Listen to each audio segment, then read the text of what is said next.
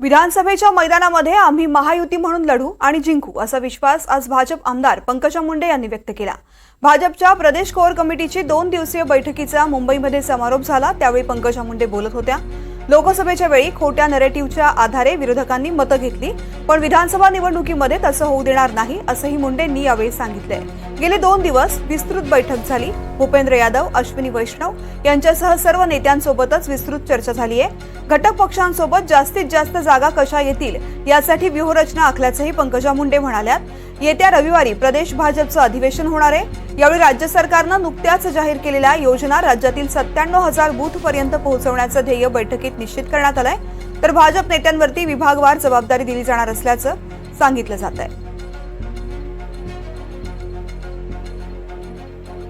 भाजपा अत्यंत चांगल्या पद्धतीने निवडणुकीमध्ये उतरलेला आहे। आता आम्ही सांगितलंय की जो नरेटिव्ह तयार केलेला गेला फेक पद्धतीने लोकांच्या अत्यंत भावनांना हात घालून फेक नरेटिव्ह जो एस्टॅब्लिश झाला त्याच्यामुळे नक्कीच आम्हाला लोकसभेमध्ये नुकसान झालं आहे। आता तो विषय आम्ही मागे टाकलेला आहे। आम्ही आता विधानसभेच्या विजयाकडे पुढे एक पाऊल जात आहोत आणि आमचा जो प्लॅनिंग आहे, जी आखणी आहे त्याच्यामध्ये अत्यंत सिन्सिअरली काम करणारा भाजपचा कार्यकर्ता जेव्हा हातामध्ये विजयाची धुरा घेईल, महायुतीचा विजय घडवण्यासाठी, मित्रपक्षांसमवेत विजयी होण्यासाठी जेव्हा निश्चय करेल तेव्हा आम्ही फार चांगल्या मतांनी सर्वजण विजयी करून महायुतीचं सरकार स्थापन करू।